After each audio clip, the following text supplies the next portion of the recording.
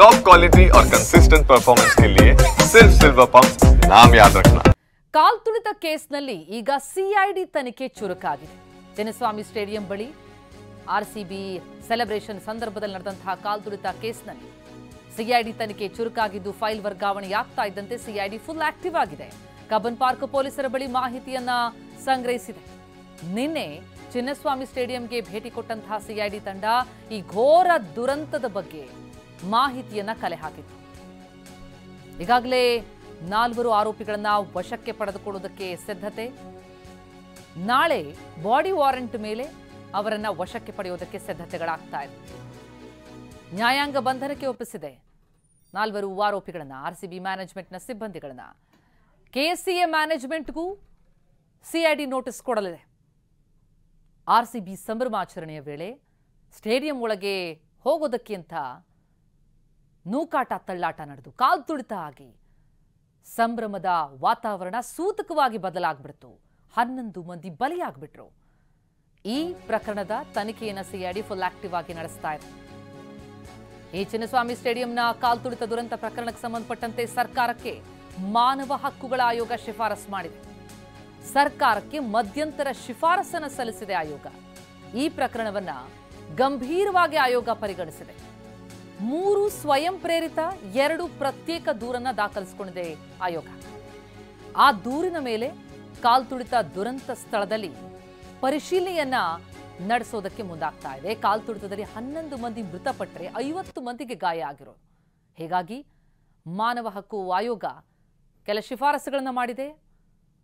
ಘಟನೆ ಸಂಬಂಧ 3 ಸ್ವಯಂ ಪ್ರೇರಿತ ದೂರನ್ನ ಜೊತೆಗೆ ಮತ್ತು 2 ಪ್ರತ್ಯೇಕ ದೂರನ್ನ ದಾಖಲಿಸಿಕೊಂಡಿರುವಂಥದ್ದು ಆಯೋಗ.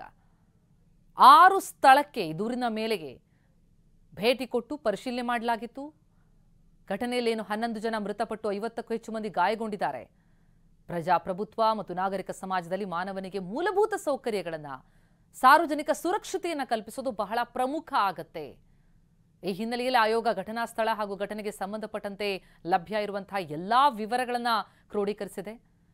ಬೋರಿಂಗ್ ಮತ್ತು ವೈದೇಹಿ 2 ಆಸ್ಪತ್ರೆಗಳಿಗೇನು ಈ ಗಾಯಾಳುಗಳನ್ನ ದಾಖಲಿಸಲಾಗಿತ್ತು, ಮೃತಪಟ್ಟವರನ್ನ ದಾಖಲಿಸಲಾಗಿತ್ತು. ಎಲ್ಲ ಗಾಯಾಳುಗಳನ್ನ ಆಯೋಗ ಭೇಟಿ ಮಾಡಿ ಅವರುಗಳನ್ನ ವಿಚಾರಿಸೋದ್ರೊಂದಿಗೆ ವೈದ್ಯಾಧಿಕಾರಿಗಳಿಗೆ ಎಲ್ಲ ವೈದ್ಯಕೀಯ ನೆರವು ನೀಡುವಂತೆ ಗಾಯಾಳುಗಳಿಗೆ ಕೊಡುವಂತೆ ಸೂಚನೆ ಕೊಟ್ಟಿದೆ. ಆಸ್ಪತ್ರೆಯಲ್ಲಿ ದಾಖಲಾದ ಗಾಯಾಳುಗಳನ್ನ ಮತ್ತೆ ವೈದ್ಯರು ವೈದ್ಯಕೀಯ ವೆಚ್ಚವನ್ನು ಸರ್ಕಾರ ಭರಿಸೋದು ಅಂತ ಏನು ತಿಳಿಸಿದ್ದಾರೆ. ಅದೆಲ್ಲದರ ಬಗ್ಗೆ ಮಾಹಿತಿಯನ್ನ ಕಲೆ ಹಾಕಿದೆ.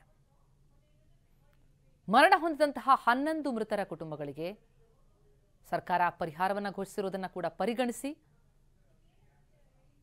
ಹೆಚ್ಚುವರಿ ಪರಿಹಾರವನ್ನು ನೀಡಬೇಕು ಅಂತಲೂ ಕೂಡ ಆಯೋಗ ಸರ್ಕಾರಕ್ಕೆ ಮಧ್ಯಂತರ ವರದಿಯನ್ನ ಸಲ್ಲಿಕೆ ಮಾಡಿದೆ. 3 ಸ್ವಯಂ ಪ್ರೇರಿತ 2 ಪ್ರತ್ಯೇಕ ದೂರುಗಳು ದಾಖಲಾಗಿರೋದು ಗಂಭೀರವಾಗಿ ಪರಿಗಣಿಸಿದೆ ಮಾನವ ಹಕ್ಕುಗಳ ಆಯೋಗ. ಈ ಪ್ರಕರಣವನ್ನ ಸಂಭ್ರಮಿಸುವುದಕ್ಕೆ ಅಂತ ಹೋಗಿ, ತಮ್ಮ ನೆಚ್ಚಿನ ಆಟಗಾರನ ನೋಡೋದಕ್ಕೆ ಅಂತ ಹೋಗಿ ಉಸಿರುಗಟ್ಟಿ ಮೃತಪಡ್ತಾರೆ ಅಂತಂದ್ರೆ ಇದಕ್ಕಿಂತ ಮತ್ತೊಂದು ದುರಂತ ಇಲ್ಲ. ಸರ್ಕಾರದ ವಿರುದ್ಧ ಆಕ್ಷೇಪಗಳು ಕೇಳಿ ಬರ್ತಾ ಇದೆ. ಸರಿಯಾಗಿ ಮ್ಯಾನೇಜ್ ಮಾಡಲಿಲ್ಲ, ವ್ಯವಸ್ಥೆಗಳನ್ನ ಕಲ್ಪಿಸಲಿಲ್ಲ, ಆಕ್ರೋಶ ವ್ಯಕ್ತ ಆಗಿದೆ. ಈಗಾಗಲೇ ಆರ್ಸಿಬಿ ಮ್ಯಾನೇಜ್ಮೆಂಟ್ ಜೊತೆಗೆ ಡಿಎನ್ಎ ಈ ಈವೆಂಟ್ ಮ್ಯಾನೇಜ್ಮೆಂಟ್ ಏನಿದೆ, ಈ ಕಾರ್ಯಕ್ರಮವನ್ನು ಆಯೋಜಿಸಿರುವಂತಹ ಮ್ಯಾನೇಜ್ಮೆಂಟ್ ಇಬ್ಬರು ಸಿಬ್ಬಂದಿಗಳನ್ನ ಒಟ್ಟು 4ರನ್ನ ಅರೆಸ್ಟ್ ಮಾಡಲಾಗಿರುವಂಥದ್ದು. ಈ ಕಾಲ್ತುಳಿತದಲ್ಲಿ ಆರ್ಸಿಬಿಯ 11 ಅಭಿಮಾನಿಗಳು ಮೃತಪಟ್ಟಂತಹ ಹಿನ್ನೆಲೆ ರಾಜ್ಯ ಸರ್ಕಾರದ ವಿರುದ್ಧ ವಿಪಕ್ಷದಿಂದ ಪ್ರತಿಭಟನೆ. ವಿಧಾನಸೌಧದ ಗಾಂಧಿ ಪ್ರತಿಮೆ ಬಳಿ ಬಿಜೆಪಿ ಪ್ರತಿಭಟನೆ ನಡೆಸಲಿದೆ. ಬೆಳಗ್ಗೆ 11 ಗಂಟೆಗೆ ಬಿಜೆಪಿಯ ಜನಪ್ರತಿನಿಧಿಗಳಿಂದ ಈ ಪ್ರತಿಭಟನೆಯಾಗಲಿದೆ.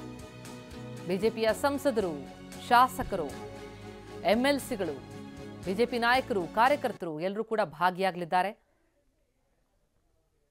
ಈ ಸಾವಿಗೆ ಯಾರು ಹೊಣೆ ಎನ್ನುವಂತಹ ಪ್ರಶ್ನೆ ಎದ್ದಿದ್ದ ಸರ್ಕಾರದ ವಿರುದ್ಧ ಭಾರಿ ಆಕ್ರೋಶ ವ್ಯಕ್ತವಾಗ್ತಾ ಇರುವಂತಹ ಬೆನ್ನಲ್ಲೇ ವಿಪಕ್ಷದಿಂದ ಪ್ರತಿಭಟನೆ. ಬೆಳಿಗ್ಗೆ 11 ಗಂಟೆಗೆ ಬಿಜೆಪಿಯ ಜನಪ್ರತಿನಿಧಿಗಳಿಂದ ಪ್ರತಿಭಟನೆ ನಡೆಯಲಿದೆ. ವಿಧಾನಸೌಧದ ಗಾಂಧಿ ಪ್ರತಿಮೆಯ ಬಳಿ ಈ ಪ್ರೊಟೆಸ್ಟ್ ನಡೆಯುತ್ತೆ. ಸರ್ಕಾರದ ವಿರುದ್ಧ ಆಕ್ರೋಶವನ್ನು ಹೊರಹಾಕಲಿದೆ ವಿಪಕ್ಷ. ಈ ಪ್ರತಿಭಟನೆಯಲ್ಲಿ ಶಾಸಕರು ಭಾಗಿಯಾಗ್ತಾರೆ, ಎಂಎಲ್ಸಿಗಳು ಭಾಗಿಯಾಗ್ತಾರೆ, ಬಿಜೆಪಿಯ ಸಂಸದರು, ಬಿಜೆಪಿಯ ಮುಖಂಡರುಗಳು, ಕಾರ್ಯಕರ್ತರು ಎಲ್ಲರೂ ಕೂಡ ಭಾಗಿಯಾಗಲಿದ್ದಾರೆ. ಸರ್ಕಾರದ ವಿರುದ್ಧ ಭಾರಿ ಆಕ್ರೋಶ ವ್ಯಕ್ತ ಆಗ್ತಾ ಇದೆ. ಎರಡೆರಡು ಕಡೆ ಈ ಸೆಲೆಬ್ರೇಷನ್ ಮಾಡಿದ್ದೇ ಇಂಥದ್ದೊಂದು ಅನಾಹುತ ಕಾರಣ ಅನ್ನೋದು.